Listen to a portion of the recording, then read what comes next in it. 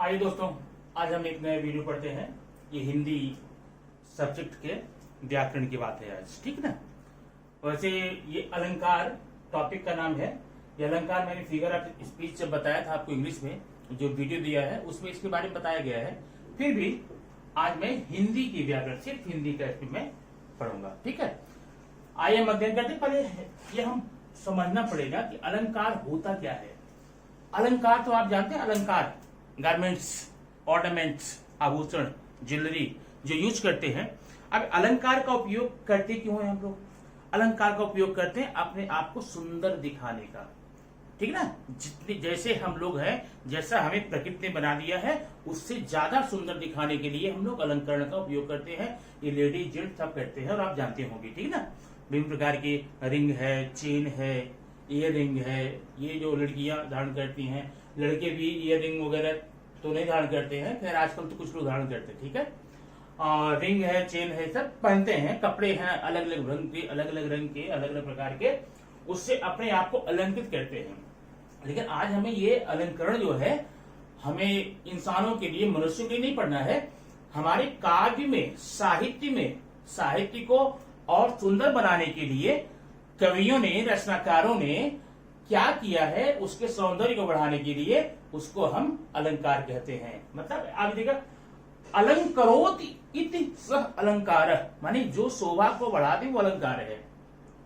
किसकी शोभा बढ़ा दे? अभी यहाँ पर हम अपनी बात नहीं कर रहे हैं, आज बात नहीं कर रहे हैं। यहाँ काव्य वसुधा, काव्य धारा, कविता की सुंदरता बढ़ाने के लिए कवियों द्वारा जो भी प्रयास किया जाता है उसको हम अलंकार कहते हैं, ठीक है। ये बड़ा सिंपल सा है, आप इस वीडियो को देख करके ही समझ जाएंगे कितना आसान है। कभी कभी हम बच्चों में क्या कंफ्यूजन होता है कि हम कैसे पढ़े, क्या पढ़े, ये भूल जाता है बार बार। लेकिन आज ये टॉपिक, ये वीडियो देखने के बाद में बोलने की जो बीमारी है, बोलने की जो समस्या है, वो अपने आप समाप्त हो जाएगी, ठीक है। ये मैं उस स्तर से बताऊंगा जो आपको आना चाहिए, जो आपको जानना चाहिए। ज्यादा हम साहित्यिक में न जाकर के सिर्फ आपके काम की क्या बात है, सीधे सीधे आपकी भाषा में, आपकी समझ के आधार पर हम ये टॉपिक को, इस अलंकार को यहाँ पर पढ़ेंगे, ठीक है। अलंकार, अलंकरोत इति सह अलंकार, जो अलंकृत करे, सुशोभित करे, शोभा बढ़ाए, उसे हम क्या बोलते हैं? अलंकार बोलते हैं। नहीं, संधि विच्छेद करें, अलम प्लस कर, जो अलंकृत करे, सुशोभित करे, शोभा बढ़ाए, उसे हम अलंकार कहते हैं। आइए देखते हैं। तो आपने समझ लिया अलंकार क्या होता है। अलंकार एक विधा है, अलंकार एक प्रकार है, शब्दों का संयोजन है, शब्दों का सृजन है, शब्दों का विन्यास है, वाक्यों की रचना है, जिसके आधार पर कविता की सुंदरता बढ़ जाती है, काव्य का सौंदर्य बढ़ जाता है, उसे अलंकार कहते हैं। इस अलंकार को कुल मिलाकर के दो भागों में बांटा गया। सबसे पहला है शब्दालंकार और दूसरा है अर्थालंकार, ठीक है। शब्दालंकार और अर्थालंकार। अब यहाँ पर देखिए, शब्दालंकार को कुल मिलाकर के याद रखिए। जैसे आपकी बॉडी है ना, बॉडी अलंकार है, ठीक है। इसके दो पार्ट हैं, ये राइट, ये लेफ्ट। राइट में क्या है? शब्दालंकार, ये शब्दालंकार है, ये अर्थालंकार है। दो पार्ट हो गए। अब शब्दालंकार के पास अगर जाते हैं, हमको इसके 5 प्रकार मिलते हैं। कितने? 5। अनुप्रास अलंकार, यमक अलंकार, श्लेष अलंकार, वक्रोक्त अलंकार, पुनरोक्त अलंकार। लेकिन आपको ज्यादा से ज्यादा यहाँ तक सीमित रहना है इन तीनों में, यही आपके एग्जाम के काम में आते हैं। वैसे मैं बताऊंगा इसको भी, इसके एग्जाम्पल भी लूंगा, लेकिन आपके लिए इंपॉर्टेंट इतने हैं, ठीक है। अब अर्थालंकार में अगर जाए हम, अर्थालंकार के उपमा अलंकार है, रूपक अलंकार है, दुप्रेक्षा अलंकार है, मानवीकरण अलंकार है। तो इसमें ढेर सारे और अलंकार हैं, लेकिन वो हमको पढ़ना नहीं है। अगर देखा जाए, मैंने तो आपको यहाँ के कितने प्रकार बताया, 2 प्रकार बताया ना, शब्दालंकार, अर्थालंकार। एक महाकवि भोज हुए, उन्होंने एक अलंकार का नाम और दिया था, उसका नाम है उभयालंकार, ठीक ना। लेकिन हमें यहाँ उभयालंकार की बात पढ़नी नहीं है, सिर्फ इतने अलंकारों की बात पढ़नी है। याद आया?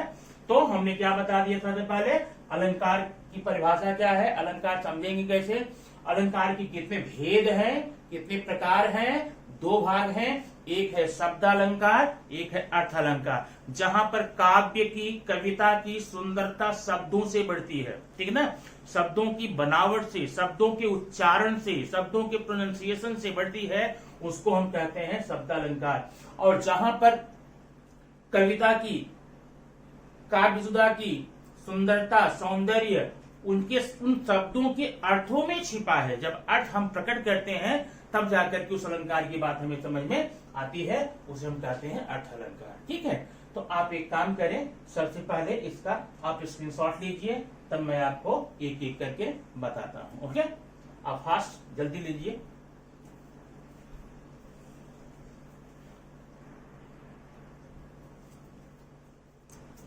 अब याद देखिए, पहला हम पढ़ेंगे अनुप्रास अलंकार। अब अनुप्रास अलंकार क्या होता है, ये बड़ा सिंपल सा है, आप एक बार देख के तो समझ सकते हैं।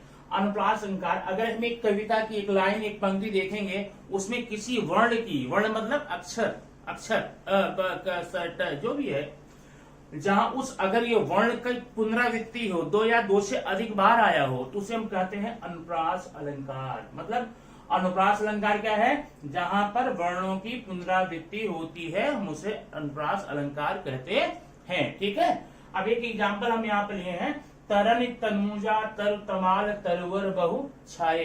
तरन तनुजा तर तमाल तरवर बहु छाए, यहाँ पर देखिए त है, यहाँ त है, यहाँ त है, यहाँ त है, यहाँ त है।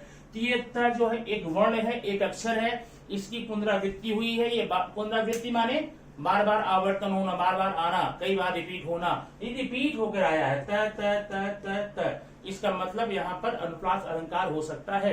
ऐसे ढेर सारे एग्जाम्पल आप लोग खोज कर अपनी कविता में जाकर के, अपनी बुक में जाओ, टेक्स्ट बुक में जाओ, अपनी कविता जितने भी पोएम्स हिंदी के दिए गए उनको खोलिए, उनमें हर लाइन में जाकर देखो क्या कहीं पर ये लक्षण मिलते हैं, उन सारी लाइंस को निकाल कर लिख दो और उसके आगे लिख दो अनुप्रास अलंकार, अनुप्रास अलंकार।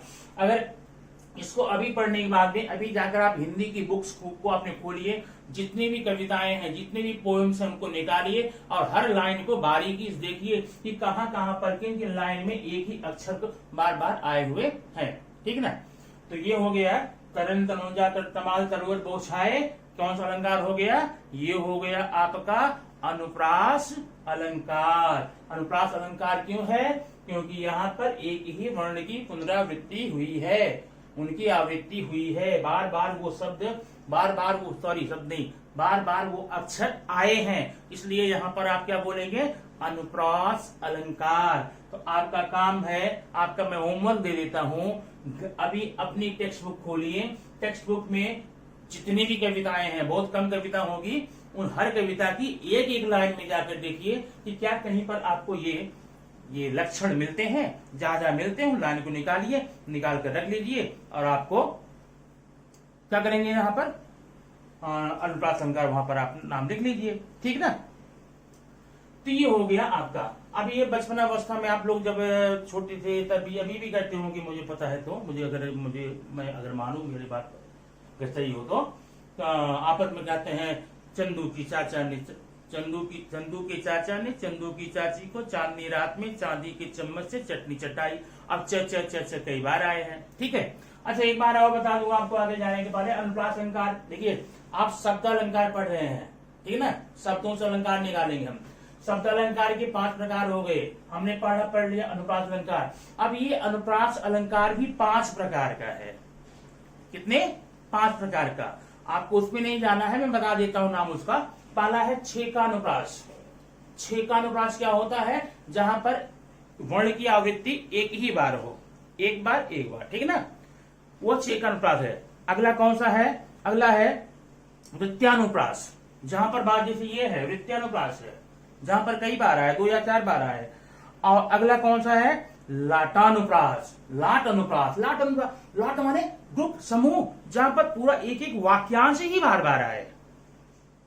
प्रियतम बता दो मेरा लाल है कहाँ, मेरा लाल है कहाँ, मेरा लाल है कहाँ। यहाँ पर मेरा लाल है कहाँ एक से अधिक बार आ गया है, तो यहाँ पर लाट अनुप्रास हो जाएगा। उसके बाद एक होता है श्रुत्यानुप्रास। श्रुत्यानुप्रास क्या होता है, जहाँ सुनने में लगे, तड़क भड़क झड़क, तड़क भड़क झड़क, ये सुनने में लगता है, इसमें एक लयबद्धता है, इसमें एक आवाज है, इसमें प्रोनाउंसिएशन में सुनने में लगता है कि यहाँ पर अनुप्रास हो सकता है। और 5वां होता है अंत्यानुप्रास। कौन सा? अंत्यानुप्रास। अंत्यानुप्रास क्या होता है? जो आप राइमिंग वर्ड देखते हैं, राइमिंग वर्ड ना, जैसे देखो अभी मैं लिखूं मंगल भवन अमंगल हारी, 20 लाइन आप जानते हैं। द्रव हूं सुदशरथ अजिर बिहारी, तो ये देखिए री और री, हारी हारी या री री, यहाँ पर अंत में माने पुनरावृत्ति हो रही है। आप ये प्रकार कर सकते हैं, ये तुम्हारा है राइमिंग वर्ड है, नहीं तुकांत शब्द जो है, तो यहाँ पर तुकांत शब्द होते हैं वहां होता है अनुप्रास, अंत्यानुप्रास अलंकार। ठीक है, तो ये आपके हो गए अनुप्रास अलंकार के बारे में। आइए हम आपके आगे लेकर चलते हैं। दूसरा क्या प्रकार है शब्द अलंकार में?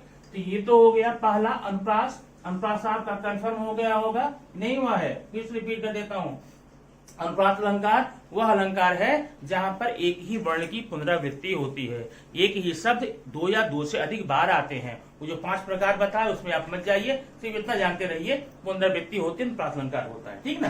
दूसरा हम आते हैं, दूसरा आप लोग जानते होंगे यमक अलंकार। ये भी शब्द अलंकार का ही दूसरा पार्ट है, दूसरा हिस्सा है यमक अलंकार। अब अलंकार होता कैसे है, मैं यहाँ पर एग्जाम्पल लिखता हूं तो परिभाषा बताता हूं। ये देखिए कनक कनक ते सौगुनी मादकता अधिकाय या पाए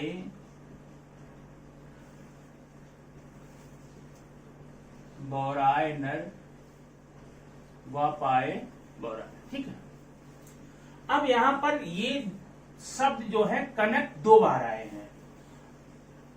इनका स्पेलिंग भी सेम है, उच्चारण भी सेम है, लेकिन ये दोनों कनक जो है अलग अलग अर्थों में यहां पर प्रयोग किए गए हैं। ठीक है, अब एक कनक का मतलब होता है धतूरा, एक वृक्ष है, पादप है, और एक कनक होता है सोना। इसमें कवि ने कहा है पहला वाला कनक दूसरे वाले कनक से ज्यादा है, धतूरे से बढ़कर ये है। एक धतूरा खाने से तो लोग पागल हो जाते हैं, लेकिन इसे पाते ही पागल हो जाते हैं। मतलब अब ज्यादा अर्थ नहीं जाएंगे, सिर्फ ये देखिए यहाँ पर 2 शब्द, ये कनक 2 बार आया हुआ, पूरा 2 बार रिपीट हुआ है, और दोनों शब्दों के अलग अलग अर्थ हैं, इसलिए आप यहाँ क्या बोलेंगे यमक अलंकार। एक और ये देखिए 3 बेर खाती थी वो 3 बेर खाती है। ठीक है, अब ये नल दमयंती की कहानी है, उस कहानी में मैं जाऊं काफी लंबा हो जाएगा। अब यह मैं 3 लिखा है, कहीं के बीन मिल जाता मैं बीन कर देता हूं। 3 बेर खाती थी वो 3 बेर खाती है। अब ये जो बेर है, बेर, एक बेर का मतलब होता बार। जब अपने निवास में थी, अपने राज में थी, अपने साम्राज्य में थी, रानी थी दमयंती, तब वह 3 बार खाना खाती थी। लेकिन अभी जब वो जंगल में है, एक भटकती हुई व्यक्ति या जुए में हारे जिनकी पति ना, जब जंगल में है वहां पर बीन बेर, बेर एक पौधा होता है, बेर उठा उठा कर खाती है। तो यहाँ पर बेर 2 बार आया है और दोनों का अर्थ अलग अलग है। अब एक बेर क्या है? समय, बार। एक बेर क्या है? यहाँ पर बेर का फल। तो यहाँ पर एक ही शब्द 2 बार आया है, लेकिन दोनों ही बार इसके अलग अलग अर्थ हैं, इसलिए यहां पर यमक अलंकार हो जाएगा। अब यहां पर क्या लिखेंगे? जब एक ही शब्द की पुनरावृत्ति हो तथा उनके अर्थ अलग अलग हों, अलग अलग हों, तो वहां पर क्या होता है? वहां होता है यमक अलंकार। बात समझ आई ना? तो हमने अभी तक शब्द अलंकार के 5 पार्ट में से 2 हमने पढ़ लिया।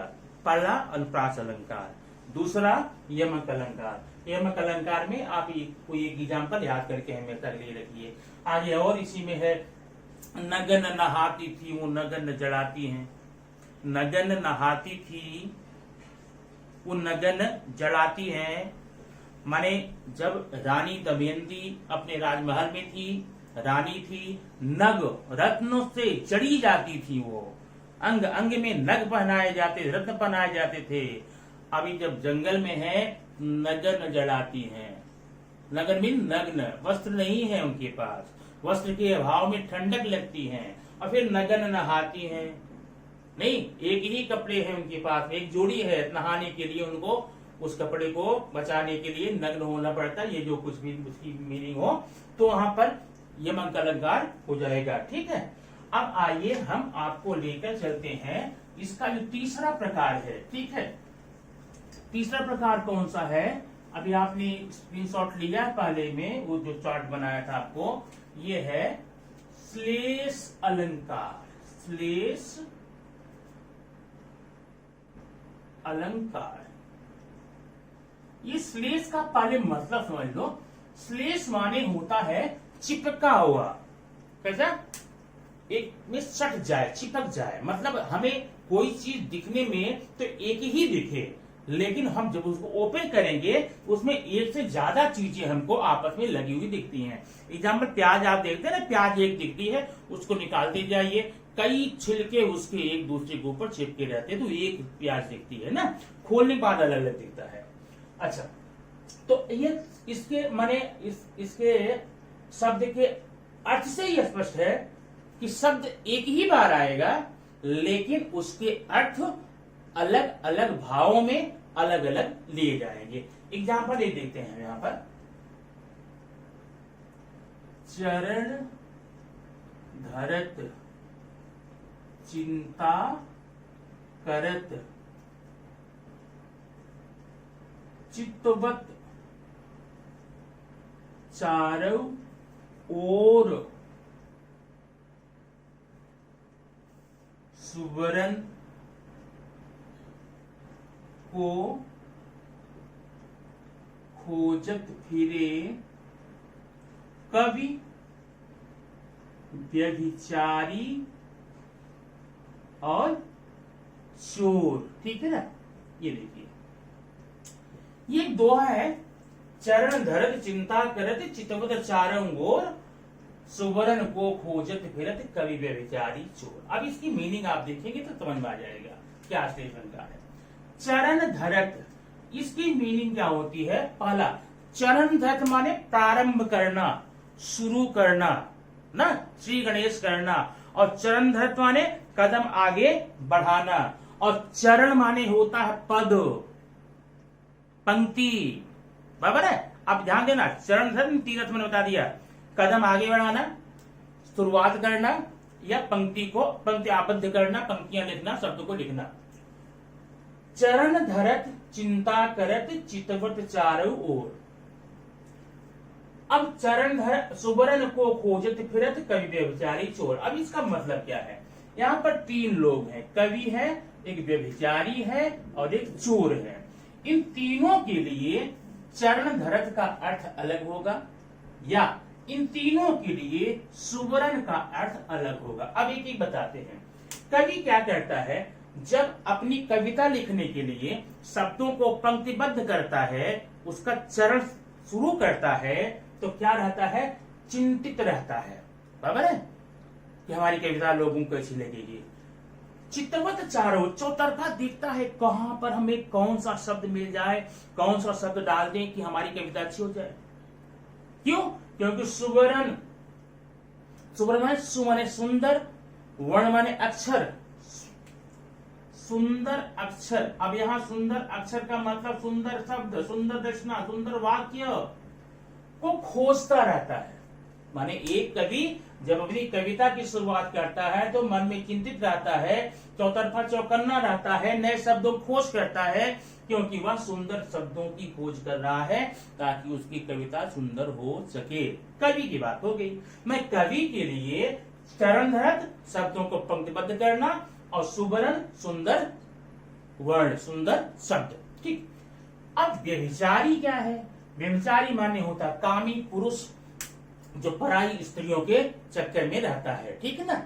अब ये क्या करता है, अगर मान लो ये कामी या व्यभिचारी पुरुष जब किसी औरत के घर की तरफ कदम बढ़ाता है, आगे कदम बढ़ाता है, चिंतित रहता है, कोई देख तो नहीं रहा है, चितवत चारों ओर चौकन्ना रहता है, कोई आसपास में है तो नहीं। और सुवर्ण, सु माने सुंदर, वर्ण माने रंग, नहीं सुंदर रंग, सुंदर रंग की स्त्री को खोजने के लिए निकल पड़ता है। अब यार ध्यान देना, सुवर्ण माने सुंदर वर्ण की स्त्री, सुंदर स्त्री आप मान लीजिए। अगला है चोर। अब चोर क्या है? चोर जब चोरी करने के लिए निकलता है, आगे बढ़ता है, तो चिंतित रहता है कहीं पकड़ा न जाऊं, आसपास देखता रहता है कहीं कोई देख नहीं रहा है, क्योंकि सुवर्ण माने स्वर्ण, स्वर्ण माने सोना, सोने की खोज में वो निकला हुआ है, सोने की खोज। ठीक ना। तो यहाँ पर सुवर्ण के 3 अर्थ हो गए।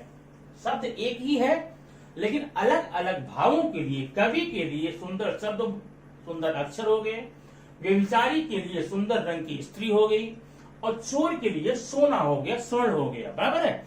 इस प्रकार से इस कविता में, इस दोहे में ये सुवर्ण शब्द है, एक ही बार आया है, लेकिन इसका अलग अलग अर्थ है ना। अब यहां पर लिखेंगे, जब एक ही शब्द के अलग अलग अलग अलग अर्थ हो, उसे हम क्या कहेंगे? श्लेष अलंकार। क्या कहेंगे? श्लेष अलंकार। तो ये आपके सप्तालंकार का तीसरा पार्ट था। कौन तीसरा पार्ट था? पहला अनुप्रास अलंकार हो गया, वहां पर एक ही अक्षर पुनरावृत्ति होगी। दूसरा यमक अलंकार हो गया, वहां पर शब्द 2 या 2 से अधिक बार भले आए, लेकिन उनकी मीनिंग क्या होती है? अलग अलग होती है। 2 या 2 से अधिक बार आएंगे, मीनिंग उनकी अलग अलग होगी। तो यहां पर हो जाएगा क्या? यमक अलंकार। ठीक है। उसके बाद हम देखेंगे यहां पर श्लेष अलंकार। श्लेष अलंकार में क्या है? शब्द एक ही बार आएंगे लेकिन उनकी मीनिंग अलग अलग हो जाएगी। ठीक है ना। अब चौथा मैं आप बताऊंगा वक्रोक्ति अलंकार ना। वक्र उक्ति, वक्र उक्ति। अब उक्ति माने क्या होता? कथन, वाक्य। ये देखिए चौथा, वक्रोक्ति अलंकार।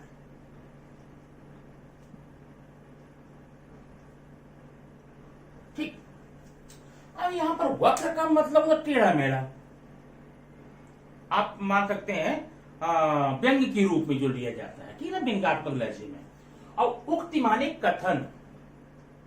याद रखना, जहां पर जो वाक्य बोला जा रहा है उसका अर्थ कुछ व्यंग के रूप में अलग लिया जाता है, उसको हम कहते हैं वक्रोक्ति अलंकार।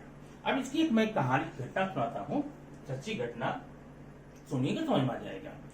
एक बार कृष्ण जी राधिका के घर पर गए। ठीक ना। राधिका के घर पर जाकर दरवाजे को नॉक किया, खटखटाया। अंदर से राधा की आवाज आई। कौन? भगवान कृष्ण ने कहा, हरि, मैं हरि हूं। राधिका ने कहा, हरि हो तो यहां पे क्यों आए हो? जाओ जंगल में, पेड़ों पे जाओ, वृक्षों में जाओ, लताओं में जाओ, यहां पर क्या काम हरि का?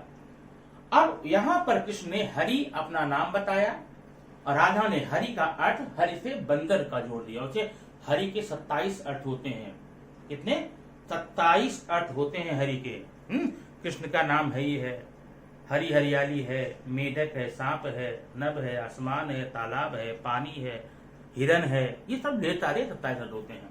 तो वहां पर भगवान कृष्ण ने अपने नाम का परिचय दिया और राधिका ने क्या जोड़ दिया? उसको अलग व्यंग्यात्मक लहजे में दिया। ठीक है। फिर बोले, मधुसूदन, मैं मधुसूदन हूं। इसका नाम मधुसूदन भी है। और राधिका ने मधुसूदन का अर्थ निकाल दिया, जानते हैं, भौरे से। और कहा, जाओ कलियों पर गुंजार करो। या भौरे का क्या काम है, मधुसूदन का क्या काम है? ठीक है। तो इस प्रकार से वक्रोक्ति अलंकार हो जाता है, जहां पर क्या होता है, अर्थ अलग होता है। ठीक ना, एक शब्द जो जाता है उसके अर्थ अलग अलग निकाल दिए जाते हैं।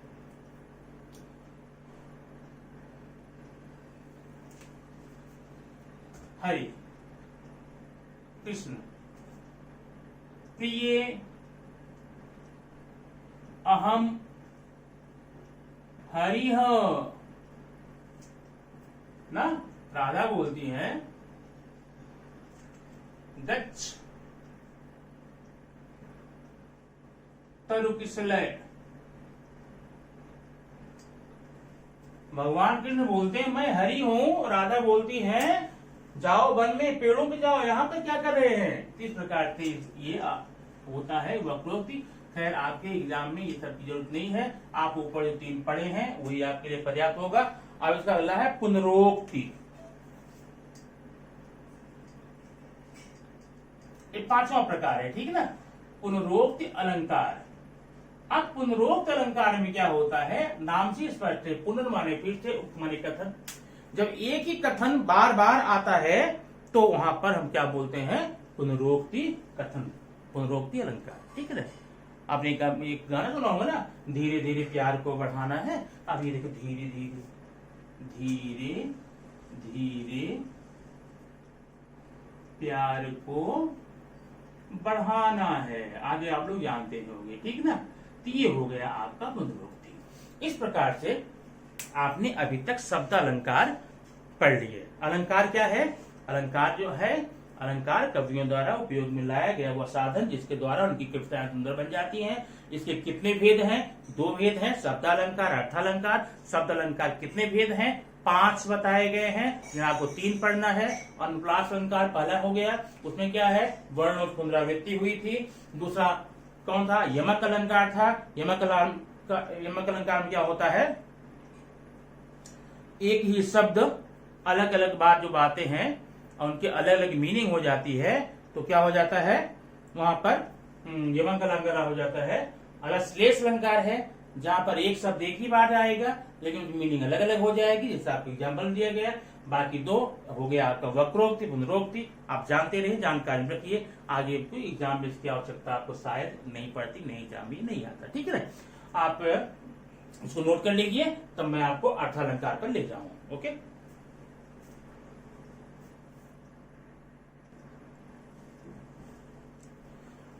अब आइए देखते हैं आपके लिए अर्थालंकार। अब अर्थालंकार के भेद हैं। पहले हम पढ़ेंगे उपमा अलंकार। उपमा नाम से स्पष्ट है, जहां पर किसी की किसी तुलना की जाए, बराबरी की जाए, नहीं, किसी के समान बताया जाए, किसी एक चीज को दूसरी के समान बताया जाए। यहां पर 2 चीज आप देखिए, उपमेय और उपमान, 2 शब्द हैं। उपमेय क्या है, जिसकी तुलना की जाएगी, बराबर है, और उपमान क्या है, जिससे की जाएगी। तो यहां पर आपको खास बात क्या देखना है, उपमेय और उपमान के बीच में एक शब्द आता है, उसी से हम इसको पहचानेंगे। वो शब्द क्या है, जैसे है सम, सरिस, जिमी, ऐसे शब्द आते हैं। माने उपमा अलंकार एक ऐसा अलंकार है जहां पर किसी एक वस्तु की तुलना दूसरी वस्तु से की जाती है। ठीक है, अच्छा 1 मिनट इसको देखिए आप। हाँ, ये उपमा अलंकार आप देख रहे हैं, इसमें उपमेय की तुलना उपमान से की जाती है। एक वस्तु तुलना दूसरे जिसकी की जाएगी उपमेय होगा, जिससे की जाएगी उपमान होगा। इसके बीच में एक शब्द आता है जो मैंने बताया यहाँ पर, इसको बोलते हैं वाचक शब्द। क्या बोलते हैं, वाचक शब्द। इसी वाचक शब्द से हम लोग उपमा अलंकार को पहचानेंगे, क्योंकि आगे जाकर के ढेर सारे अलंकार इसके जैसे ही मिलेंगे आपको ना।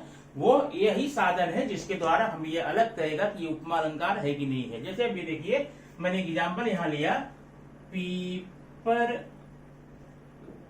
पात सरिस मन डोला।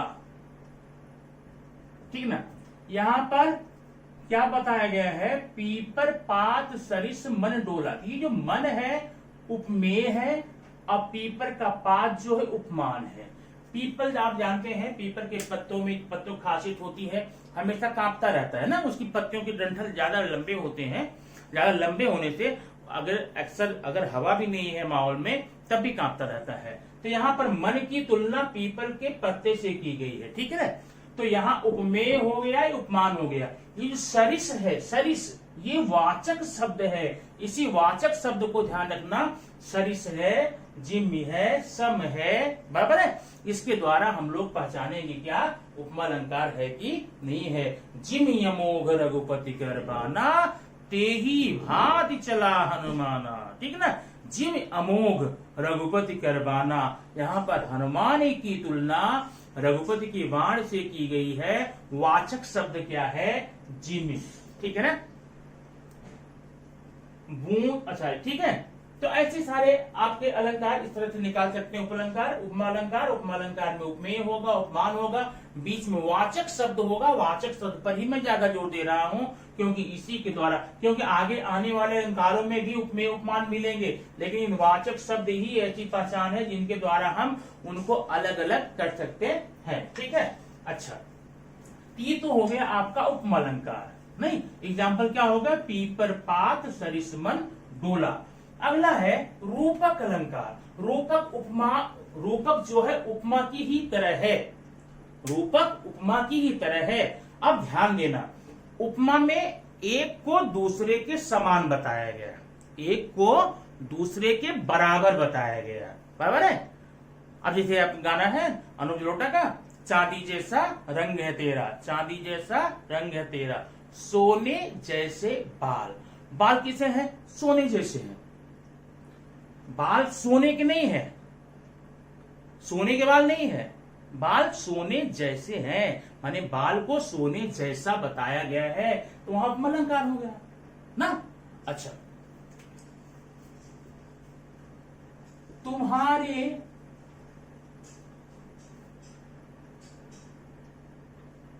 सोने के बाल, तुम्हारे सोने के बाल। अब देखिए यहां पर है, वहां बाल सोने जैसे थे, यहां बाल सोने के हैं, है ना।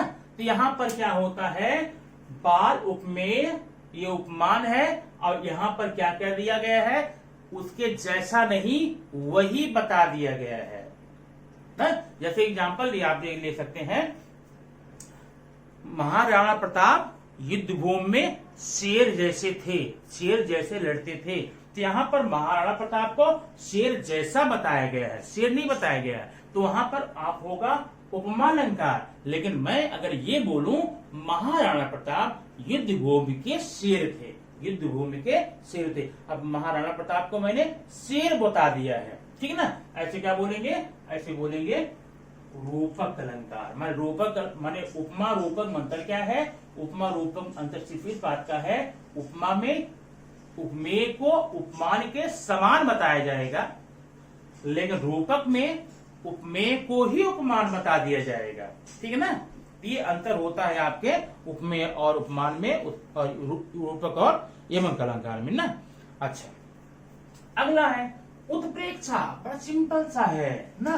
जिन भी जनु, जहां पर जनु, मनु, जानो, मानो ऐसे शब्द आपको मिल जाते हैं, वो आप बोल जाते हैं रूपक अलंकार ना। ये रूपक अलंकार दिखाते हैं आपको हम। अभी देखिए उत्प्रेक्षा का क्या मतलब है। उत्प्रेक्षा में होता है, पहचान हो गई, जन मन मानो, माने यहाँ पर संभावना होती है, कोई संभावना व्यक्त की जाती, माने इसके जैसा हो सकता है। अभी आप देखिए रावण और हनुमान जी का जो संवाद था, मानव मृत्यु निकट खल आई, मानो कि तुम्हारी मृत्यु आ गई है, माने संभावना है तुम्हारी मृत्यु आने की। जहां पर संभावना हो, जन मनु मानो जानो ऐसे वर्ड आ जाए, वहां पर उत्प्रेक्षा बोल देना। अगला है अतिशयोक्ति अलंकार। अब अतिशयोक्ति अलंकार आपने इंग्लिश फिगर ऑफ स्पीच में पढ़ा था। अतिशयोक्ति अलंकार क्या होता है, माने ऐसे अलंकार जिसको विश्वास न किया जा सके, माने किसी भी कथन को बहुत ही बढ़ा चढ़ा करके पेश किया जाए, तो वहां पर होता है अतिशयोक्त अलंकार। जैसे आप बार बार सुनते हैं वहां पर खून की नदियां बह गई। अरे खून की नदी कैसे बहेगी? एक इंसान में कितना खून होता है आप जानते होंगे ना।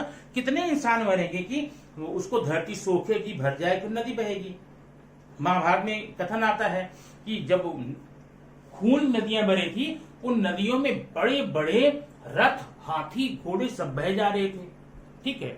और या तो आप देखिए रामायण का एक कथन है, पदम 18 जूथप बंदर, 18 पदम बंदर गए लंका में।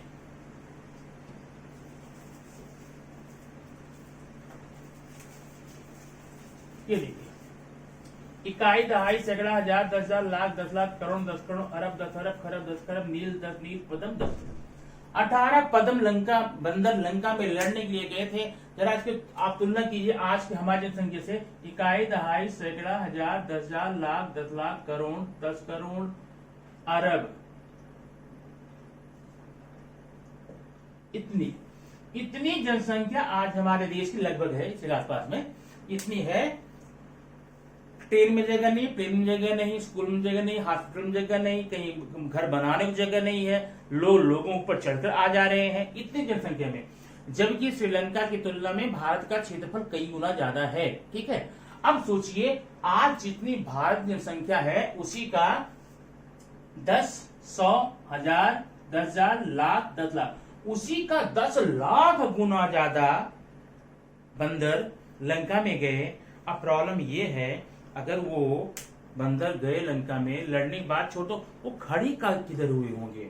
नहीं, ठीक है। या फिर मान लो जब इतने बंदर गए तो ऐसा नहीं कि पूरी पूरी लंका खाली थी। लंका खाली थी ऐसा तो था नहीं, तो वहां पर राक्षस रहे होंगे। तो ये कहते हैं अतिशयोक्त अलंकार, जहां पर किसी बात को बहुत ही बढ़ा चढ़ा करके पेश किया जाए। जनरली ऐसा करते क्यों है कि कभी लोग क्यों करते हैं? केवल अपने कथन के महत्व को बढ़ाने के लिए। अभी आप ही बार बार बोलते हैं ना कि मेरी आज्ञा के बिना पत्ता तक नहीं हिलता।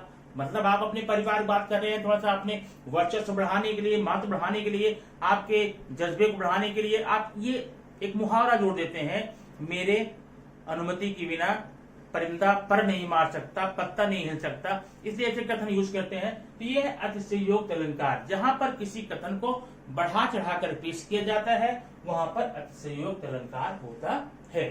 ठीक ना। इस प्रकार से आपने आज ये अलंकार का वीडियो देखा। इसको एक बार आप पढ़िए, देखिए। पढ़ने देखने के बाद में सीधा आपने इसको अपनी कविता, एक अलंकार पढ़ने के बाद सीधा अपनी बुक में जाइए। अब उस अलंकार को सारी आप ज्यादा से ज्यादा 4 या 5 या 6, 7 कविताएं आपकी बुक में होती हैं। ठीक है ना। हर पोएम में जाकर, कविता में जाकर के हर लाइन में जाकर देखो ये अलंकार कौन कौन से में। एक बार कर लो, पूरा का पूरा अलंकार आपका कंफर्म हो जाएगा लाइफ टाइम के लिए। और यह आप सोचेंगे पहले हम इसको लिख लेते हैं, बढ़िया नोट बना लेते हैं, फिर घर पर बैठकर पढ़ लेंगे, कैसा कुछ नहीं होगा। ठीक है ना। और आप अगर उससे जाकर के अपनी पोएम कविता से जाकर कंफर्म करते हैं, आपका ये अलंकार अभी का अभी और यही कंफर्म हो जाएगा और हमेशा हमेशा के लिए। Okay, thank you.